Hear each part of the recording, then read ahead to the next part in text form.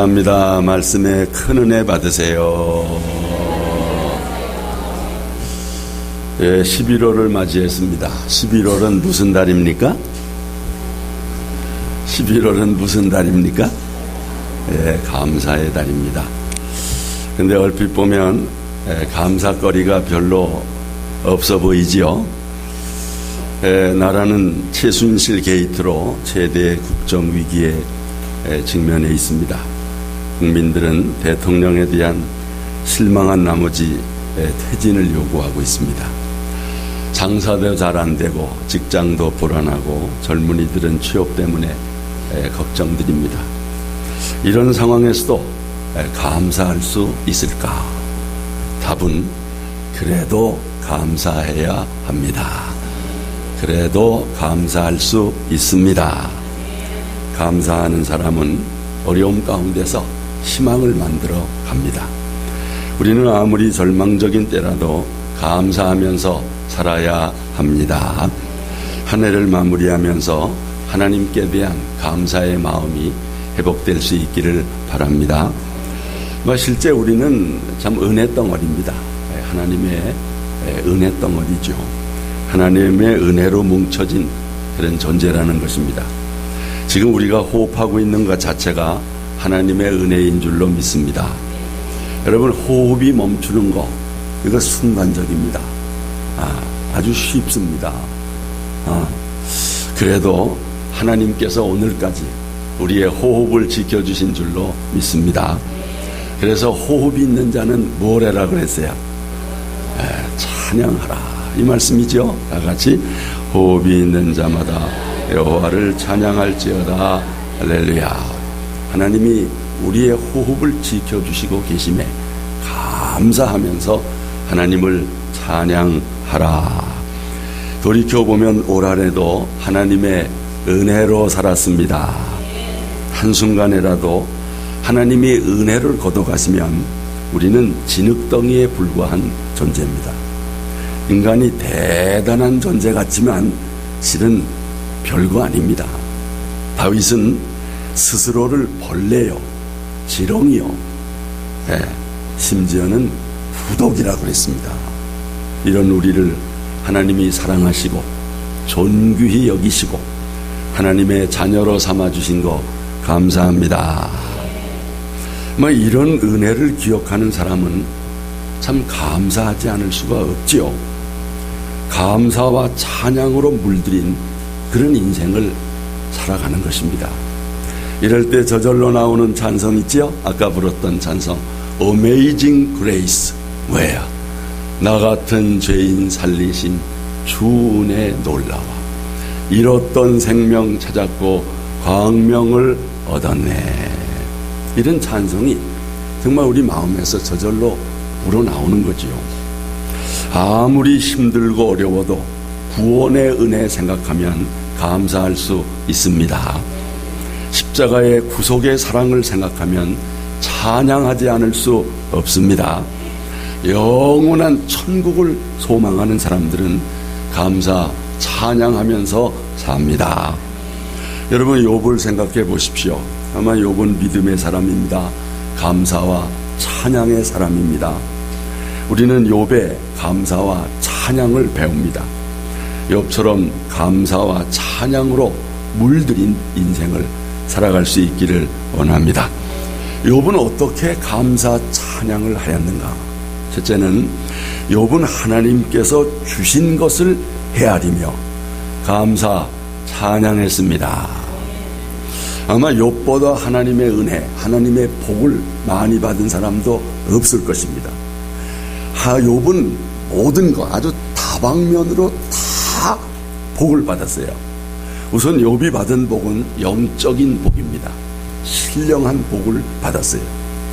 욥은 온전한 믿음의 사람이며 거짓이나 위선이 없는 정직한 사람입니다. 하나님을 경외하고 악에서 떠난 사람입니다. 훌륭한 도덕성과 영성을 가진 신앙 인격자가 바로 욥입니다. 여러분, 이 말씀 한번 보시죠. 다 같이 우수 땅에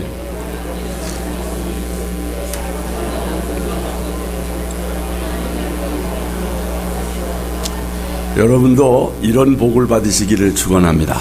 이게 진짜 복입니다. 온전하고 정직하여 하나님을 경외하며 악에서 떠난 자더라. 또 욥은 자녀의 복을 받았습니다. 여러분 이 말씀 한번 보시죠. 다 같이 그에게 아들 7과 딸 3이 태어나니라. 그의 아들들이 자기의 생일에 각각 자기의 집에서 잔치를 베풀고 그의 누이 3명도 청하여 함께 먹고 마시더라. 욥은 몇 남매를 두었죠?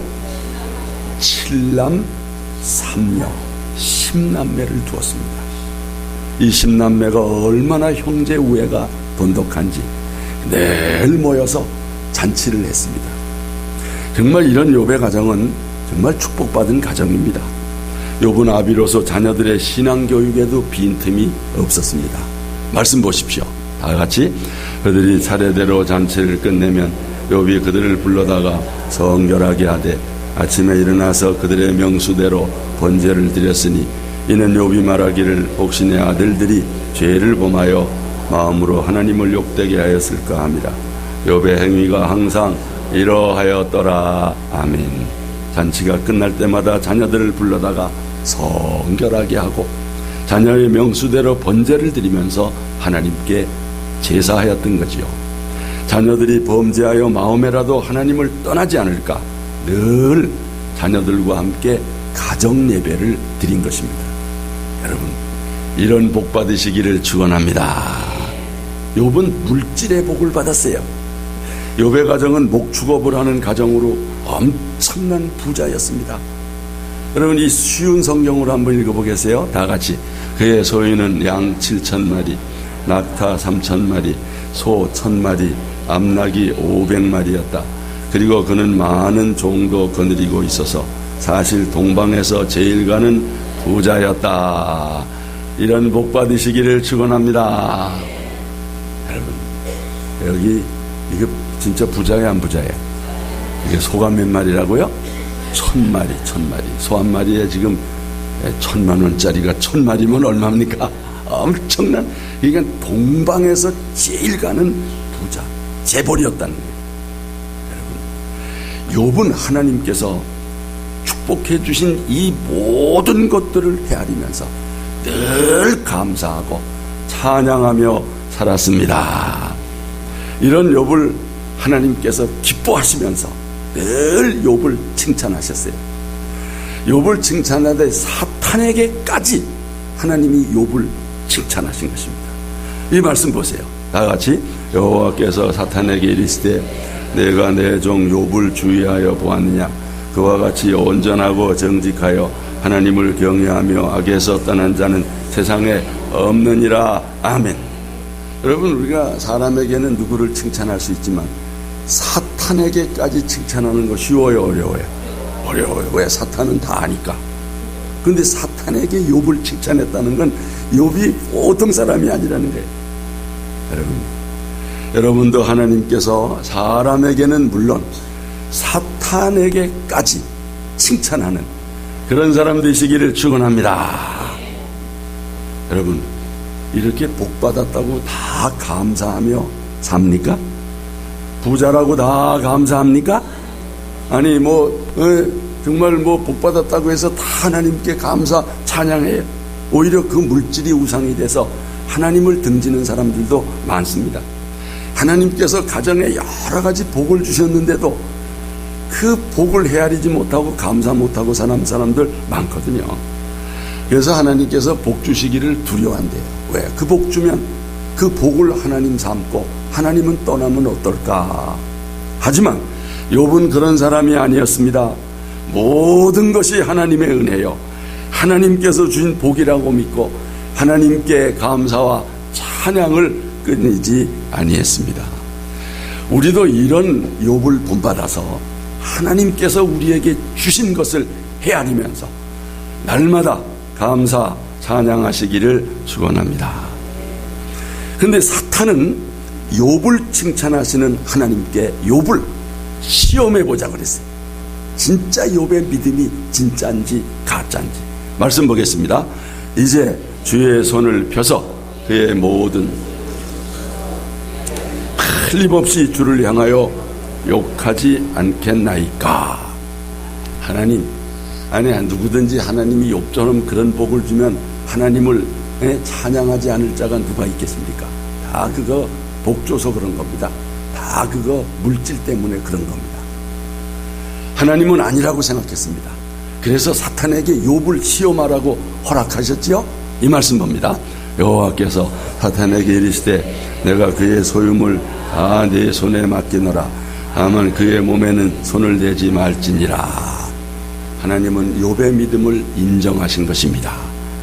욥의 감사하는 믿음을 인정한 것입니다. 욥이 어떤 고난 속에서도 감사 찬양할 것이라 믿었습니다. 그렇게 해서 욥의 가정이 그 끔찍한 불시험을 당한 것입니다.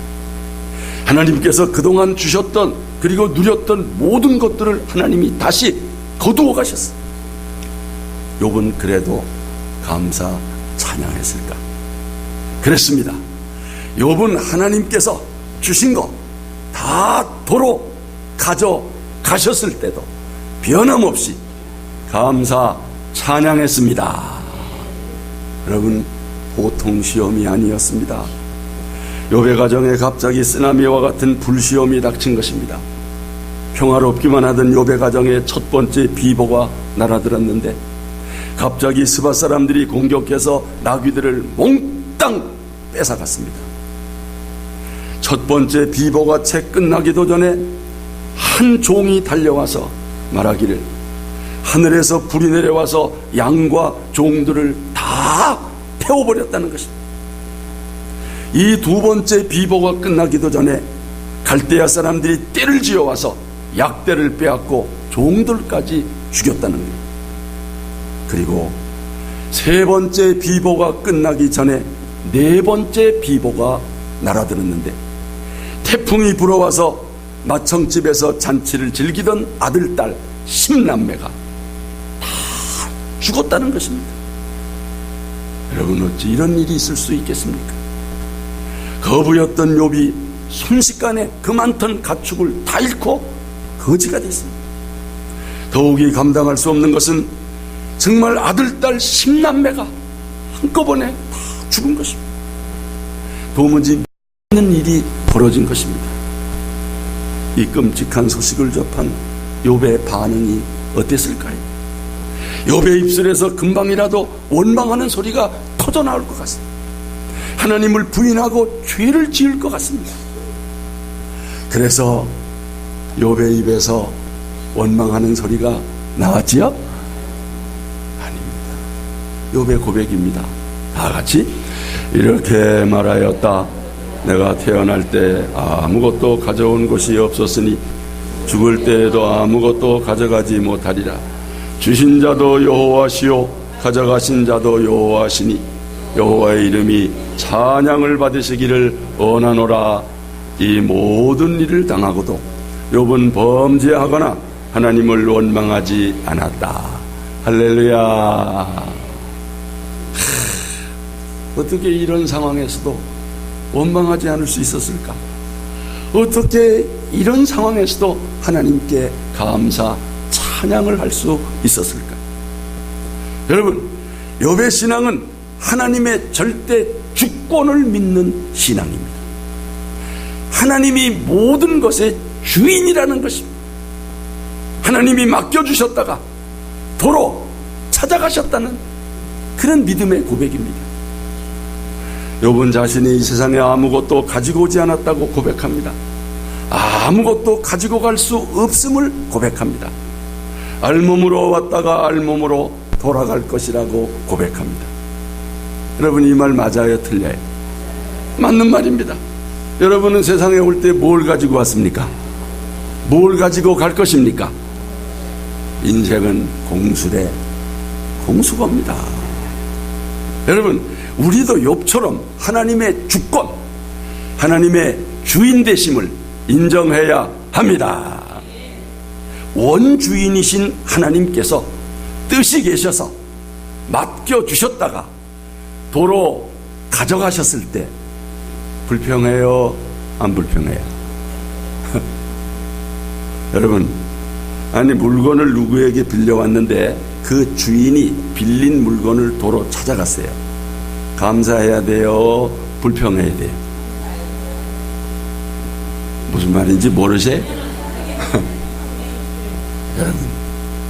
여러분이 누구한테 물건을 빌려왔어요. 근데 그 주인이 도로 찾아갔어요. 그 물건 주면서 감사해요? 원망해요? 잘 썼다고 감사해야 돼요. 여러분, 하나님이 주인입니다. 우리는 알몸으로 왔습니다. 하나님이 주신 거 가지고 살다가 뜻이 계셔서 주셨던 거 도로 찾아갔을 때 하나님께, 주인에게 감사해야 돼요? 원망해야 돼요? 감사해요. 바로 그 원리입니다. 주신 자도 하나님이요, 거두신 자도 하나님이시오니 하나님은 찬양을 받으십니다.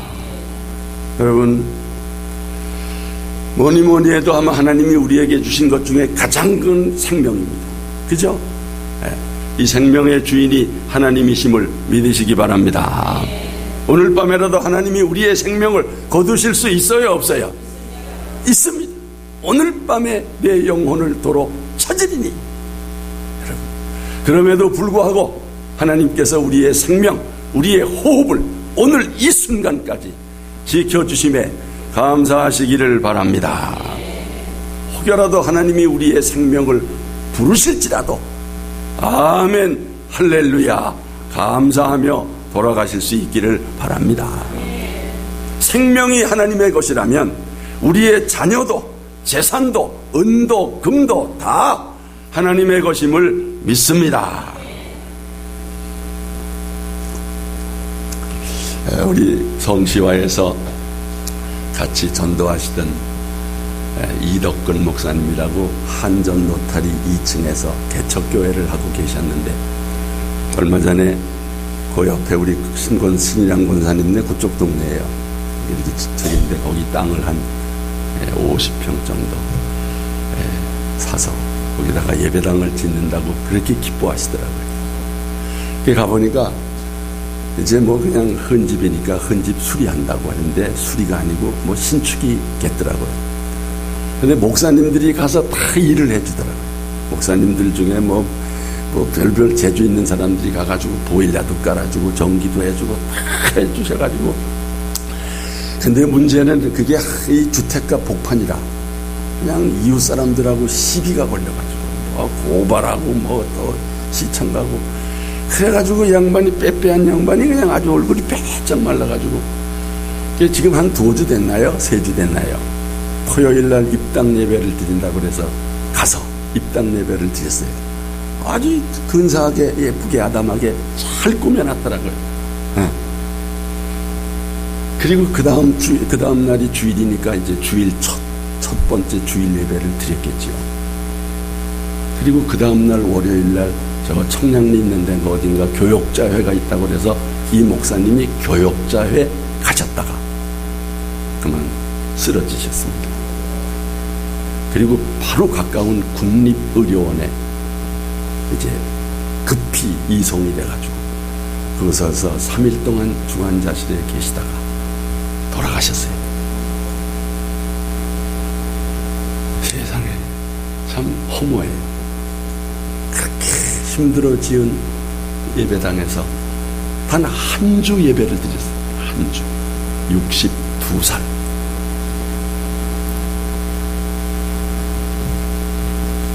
참, 여러분, 그럴지라도 우리는 욥과 같은 고백을 하지 않을 수 없습니다. 생명을 주신 분도 여호와시요, 가져가신 분도 여호와시니 여호와 이름이 찬양을 받으시기를 원합니다. 이 고백을 드릴 수밖에 없는 거예요. 여러분, 양화진 외국인 선교사 묘원이 있다는 거 아시죠? 한국에 와서 복음을 전하다가 순교한 선교사들 묘가 있고 묘비가 다 있습니다. 그 중에 우리의 발길을 멈추게 하는 이런 묘비가 있습니다. 묘비 내용입니다. 만약 내게 줄 수 있는 목숨이 1000개라면 나는 그 모든 생명을 누구에게 줄 것이다. 조선 백성들에게 주고 싶다. 이 묘비를 쓴 사람은 여자의 몸으로 25살의 나이로 한국 선교사로 부름받은 루비라고 하는 처녀죠. 25이니까 루비 양의 이 비문입니다. 그녀는 1907년 9월 텍사스 에빗 청년의 후원으로 한국에 와서 송도, 지금의 개성에서 선교사로 헌신했습니다. 하지만 조선에 온 지 1년도 못 되어 급성 맹장염으로 별세해서 양화진에 안장되었습니다. 25살의 나이로 한국에 와서 이 맹장염은 지금 병도 아닌데 그녀가 죽기 전에 이런 유언을 남겼다고 합니다. 내가 죽거든 텍사스 에빗 청년들에게 가서 10명씩, 20명씩, 50명씩 조선으로 나오라고 일러주세요. 조선이 지금 아주 미개한 땅이었죠. 그녀를 조선으로 파송한 텍사스 에빗 청년의 젊은이들은 루비의 유언에 감동을 받아 20명이나 선교사로 헌신했다고 합니다. 한 사람의 희생과 헌신이 수많은 젊은이들의 가슴에 선교의 불씨를 지피는 계기가 된 것입니다. 루비 선교사가 하나님의 부르심을 받기 전에 부모에게 보낸 편지가 전해지고 있습니다. 한번 들어보세요. 엄마 아빠에게 이 땅 조선은 참으로 아름다운 땅입니다. 조선 사람들 모두는 하나님을 닮아 있습니다. 저는 그들에게서 선한 마음과 복음에 대한 열정을 봅니다. 그리고 전 몇 년이 지나면 이 조선 땅은 그리스도의 사랑이 흘러넘치는 땅이 될 것이라고 믿습니다. 아이들은 복음을 듣기 위해 맨발로 10마일 16km 40리를 걸어옵니다. 전 그 어린이들 안에 하나님의 사랑이 있음을 보고 큰 힘을 얻습니다.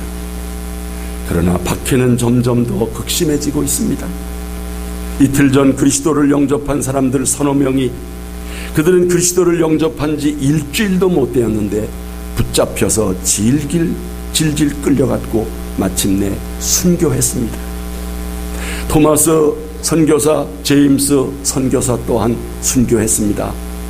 선교사들은 자기들을 파송한 선교회로부터 돌아오라는 명령을 받았습니다.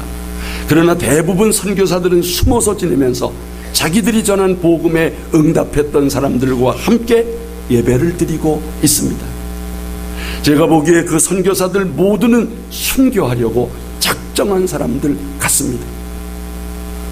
오늘 밤 전 집으로 돌아가고 싶은 강렬한 욕망을 느낍니다.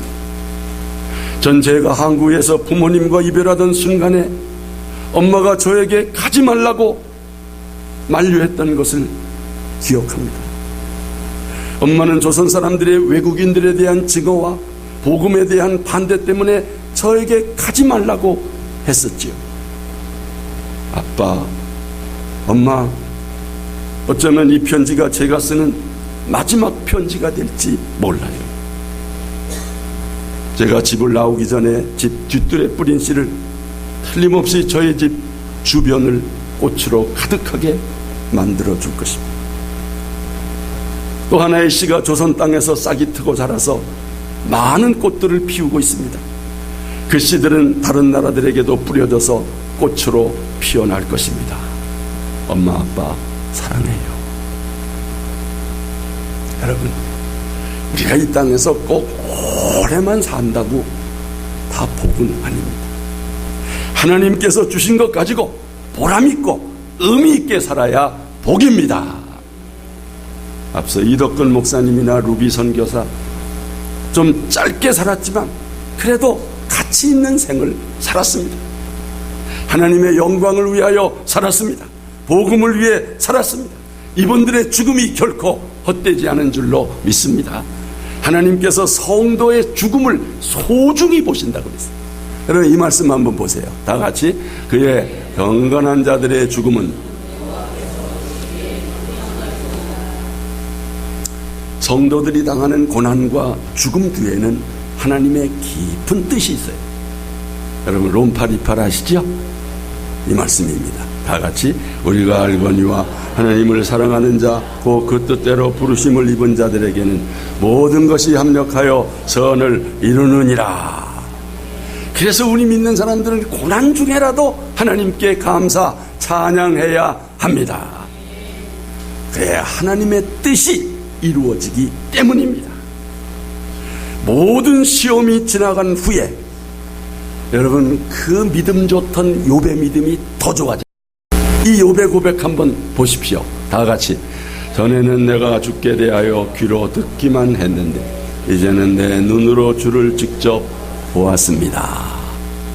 하나님의 음성을 듣기만 했는데 이제 영안이 열려 하나님을 보게 된 줄 믿습니다. 욥의 가정에 소유물도 처음보다 갑절로 더 주셨어요. 더 예쁘고 지혜로운 자녀들로 축복해 주셨어요.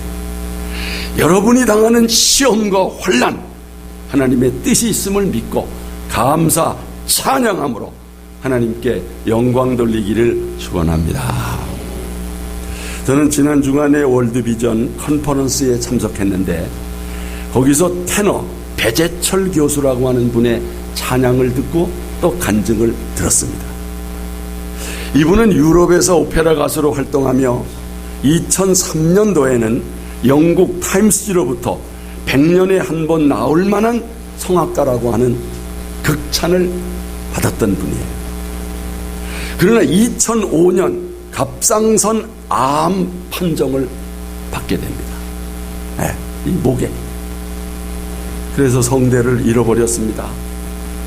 그러나 하나님의 특별한 은혜로 말미암아 기적같이 목소리를 되찾고 지금 그 목소리를 가지고 하나님을 찬양하면서 간증하고 있습니다.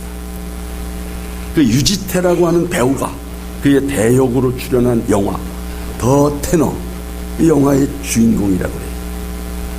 우리 이분의 동영상을 3분만 보겠습니다. 이 강대산 불만 꺼주시죠.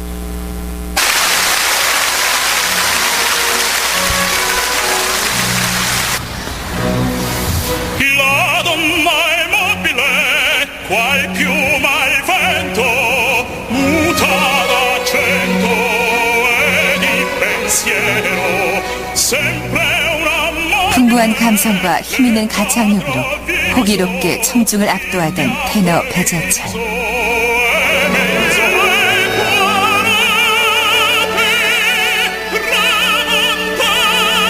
국제적인 명성을 쌓아나가던 그는 2001년 고향 무대에도 선다.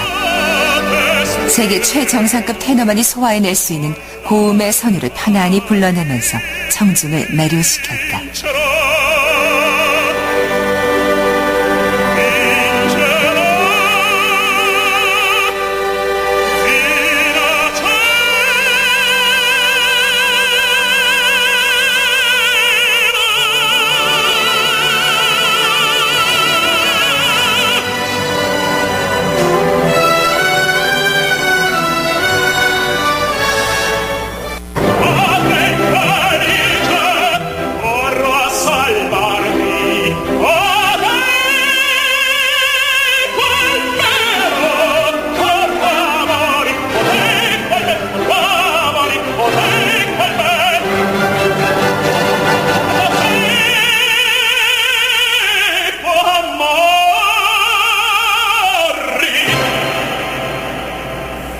국제 오페라계에서 장래가 촉망되던 2005년 가을, 배재철은 목소리에 이상을 느낀다. 병원에서는 갑상선에 혹이 있다는 진단을 내렸다. 정밀 검사 결과 암이었다.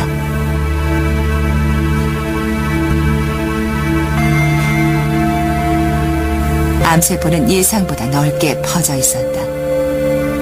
8시간 넘게 계속된 수술. 결국 암세포와 함께 성대를 움직이는 신경까지 절단하면서 목소리를 잃어버린 것이다. 이듬해 배재철은 성대 기능을 회복하는 수술을 받았다.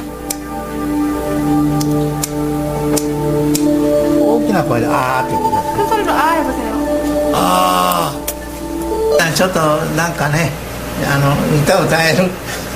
짧게 부르시는 노래 있으면 한 개 불러보시겠어요? 노래? 노래요. 주 하나님 지으신 모든 세계 내 마음속에 세계적인 테너를 꿈꾸던 가수가 수술대 위에 누워 노래를 해야만 하는 상황. 하늘의 별 울려 퍼지는 뇌성.